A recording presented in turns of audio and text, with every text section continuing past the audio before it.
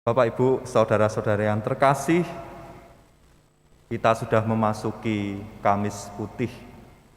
Pertama-tama kita perlu sangat-sangat bersyukur di situasi yang sangat sulit ini, di tengah pandemi, juga ekonomi yang tidak stabil oleh karena peperangan dan sebagainya macamnya.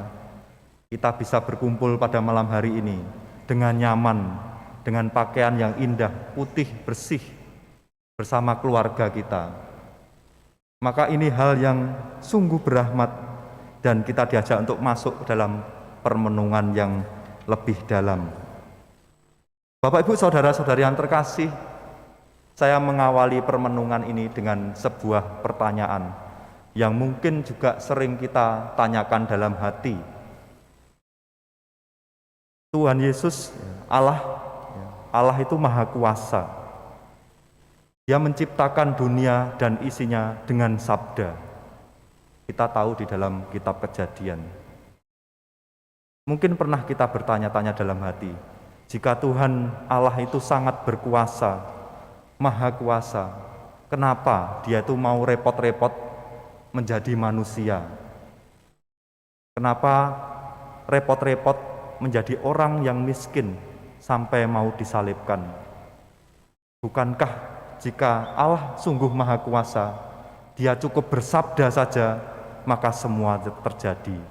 Dia cukup bersabda saja, maka kita semua selamat. Tetapi kenapa harus ada misteri inkarnasi? Harus ada anak manusia turun ke dunia di dalam diri Yesus Kristus.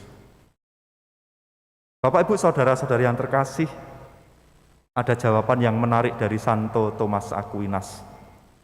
Santo Thomas Aquinas mengatakan, kalau pertanyaannya apakah harus Tuhan Allah yang Maha Kuasa itu turun ke dunia? Jawabannya adalah tidak harus, tetapi perlu. Itu bedanya. Tidak harus, tetapi perlu. Lebih lanjut lagi, mengapa perlu? Bapak, Ibu, saudara-saudari yang terkasih, kita ini manusia biasa. Di dalam pengalaman kehidupan sehari-hari, kita bisa mengenal sesuatu melalui indera kita. Kita punya penglihatan, penciuman, merasa, sentuhan.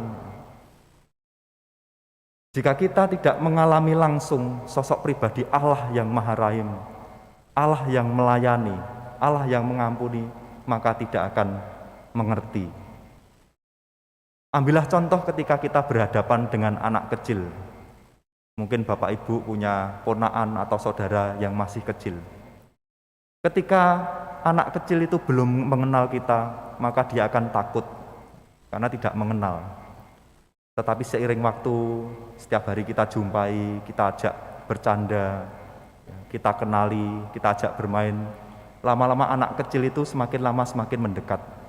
Dan puncaknya adalah ketika anak kecil itu mau kita sentuh, mau kita gendong. Pada saat itulah dia merasakan kenyamanan dan mengenal siapa orang yang dihadapinya. Memang Tuhan Allah dengan segala kemahakuasaannya tidak harus menjadi manusia, tetapi perlu bagi kita. Itulah kenapa Tuhan Yesus dikatakan bahwa Dia sungguh Allah dan sungguh manusia. Dan itulah kenapa dikatakan bahwa Allah sungguh sangat mengasihi kita manusia yang penuh dosa ini. Allah perlu menjadi manusia di dalam Tuhan Yesus supaya bisa kita sentuh. Ibarat anak kecil tadi, kita perlu mengenal Tuhan yang hidup, yang bisa kita indrai. Bapak, Ibu, saudara-saudari yang terkasih, di dalam bacaan Injil hari ini kita tahu bahwa Tuhan Yesus memberikan teladan yang luar biasa. Itulah mengapa Allah yang Maha Rahim itu perlu menjadi manusia, supaya kita dengan segala pengalaman hidup kita, dengan indera kita, bisa tahu apa artinya mengasihi yang sungguh, apa itu melayani. Di dalam tradisi Yahudi, ataupun dimanapun juga, tidak harus di Yahudi, Membasuh kaki itu pekerjaan budak. Zaman dulu masih ada perbudakan. Biasanya raja-raja ataupun penguasa itu memiliki budak-budak itu. Budak-budak belian. Martabatnya sangat rendah. Dan tugas mereka adalah mencuci kaki tuannya. Maka ketika Tuhan Yesus membasuh kaki Petrus, kita bisa memaklumi spontanitas reaksi Petrus itu. Dia sungguh sangat kaget, merasa tidak nyaman. Bagaimana Yesus yang guru dan Tuhan, yang martabatnya tinggi luhur itu, mau begitu merendahkan diri, mengosongkan diri, menjadi seperti budak untuk membasuh kaki. Dari situlah kita bisa mengalami Allah yang betul-betul kita bisa menyentuhnya, meneladaninya. Bapak, Ibu, saudara-saudari yang terkasih, hal ini meneguhkan apa yang sudah dijanjikan oleh Tuhan Yesus sendiri. Tuhan Yesus tidak hanya omdo, tidak hanya omong doang. Dia pernah mengatakan, aku datang ke dunia ini untuk melayani, bukan dilayani. Dan pada malam hari ini, pada Kamis Putih ini, Tuhan Yesus meneguhkan apa yang sungguh Ia wartakan. Dan apa yang Ia wartakan, Ia lakukan. Agar kita manusia yang ibarat anak kecil ini bisa semakin tahu, mengenal, dan meneladani Allah yang mengasihi, Allah yang melayani. Bapak, Ibu, saudara-saudari yang terkasih, dikatakan juga pembasuhan itu tadi menggunakan air. Menggunakan air berarti kita diingatkan juga akan pembaptisan kita.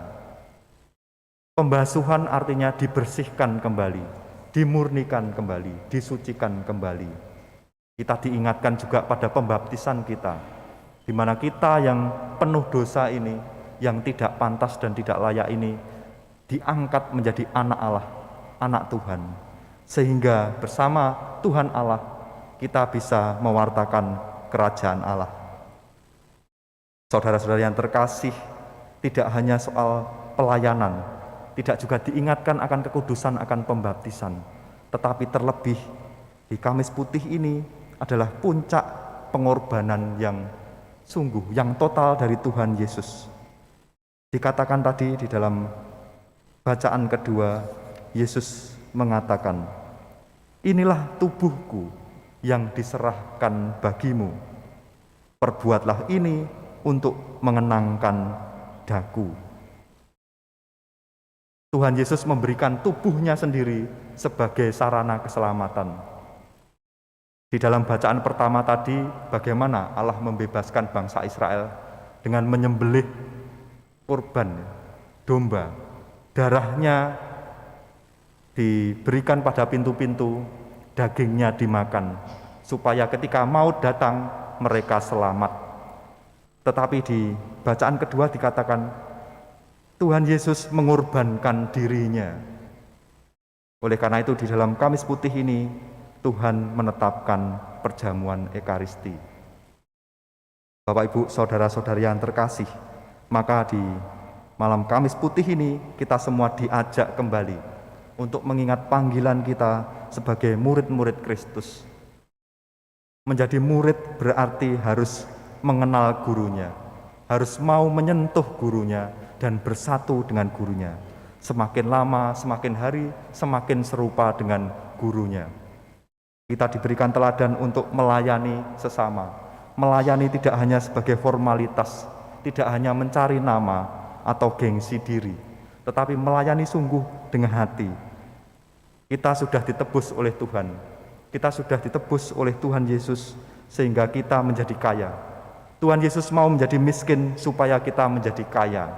Kaya berarti hati kita penuh, hati kita mampu melihat kebenaran, mampu melihat kebaikan, dan mampu melayani sesama. Oleh karena itu, saudara-saudari yang terkasih, marilah kita sebagai pengikut Kristus senantiasa mengingat panggilan kita dan meminta kekuatan dari Roh Allah sendiri, sehingga semakin lama semakin mampu menjadi murid Kristus yang sejati untuk melayani sesama kita. Kita lanjutkan dengan pembasuhan kaki.